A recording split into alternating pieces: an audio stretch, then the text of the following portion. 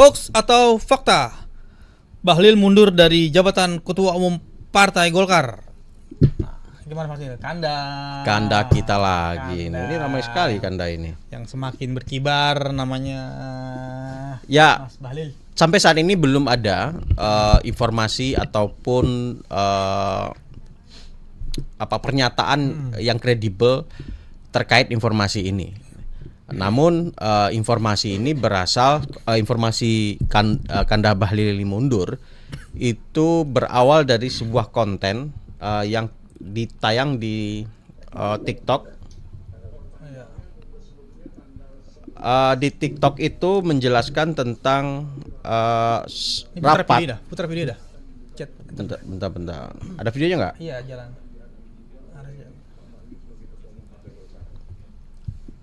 Ini ya, siapa? Ini Menteri UMKM siapa? Di videonya. Ya, ada Menteri UMKM yang juga kader Golkar gitu ya. Dalam video ini bukan Golkar sebenarnya. Kuningnya iya, tapi ini adalah MKGR, salah satu organisasi sayap dari Partai Golkar. Nah, dalam pernyataan video tersebut menyebutkan bahwasannya si Musyawarah Kekeluargaan Gotong Royong MKGR merupakan organisasi sayap Partai Golkar sebagai kendaraan berpolitik menggelar Mubes-Lup, musyawarah besar luar biasa. Jadi video itu bukan Mubes-Lup Partai Golkar, tetapi Mubes-Lup MKGR sebagai organisasi sayap. Jadi video itu yang mention nama Bahlil di situ itu hanya keperluan untuk Mubes-Lup-nya MKGR, bukan Partai Golkar. Jadi tidak ada informasi Mubes-Lup Partai Golkar dalam video tersebut. Begitu, Burkon. Mungkin hoax ini muncul karena ini kali ya, karena yang balik lagi tadi ke korupsi yang melibatkan ex Jampitsus itu ya, soal batu bara yang black. Ya, ramai kan? Blackoutnya Sumut kan. Desakan ramai. Share ke situ ya. Maksudnya dalam petik dia pintar juga nyari pack bikin hoaxnya dengan isu-isu terkini yang lagi ya sampai ini bakal bergulir terus nih sampai benar-benar mungkin ex Jampitsus Febri Adriansanya ditunjukkan ke publik kan. Biasanya kan kalau tersangka tinggal nunggu waktu aja nih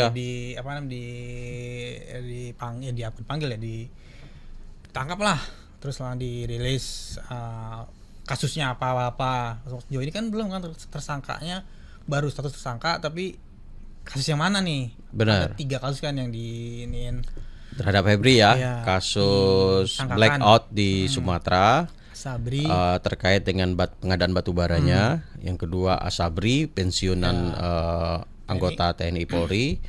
Yang ketiga itu terkait Krakatau Steel. 3 kasus. Nah, kita belum tahu nih apa. Nah, dalam kasus ini Bahlil banyak disebut terlibat atau dikaitkan dengan kasus pengadaan batu bara yang menyeret Febri Ardiansyah ini.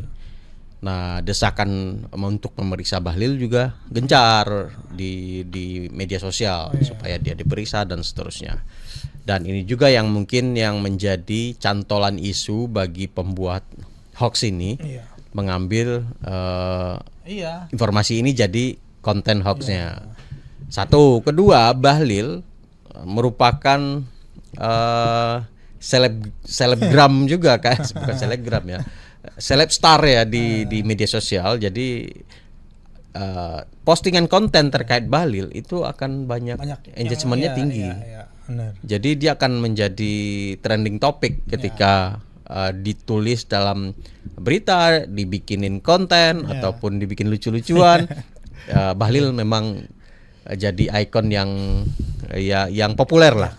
Salah satu menteri di kabinet Pak Prabowo yang selalu dapat perhatian khusus lah, mulai dari dikritik, mulai dari dia kadang-kadang ada yang muji juga, ada yang jadiin buat konten lucu-lucuan tadi kan.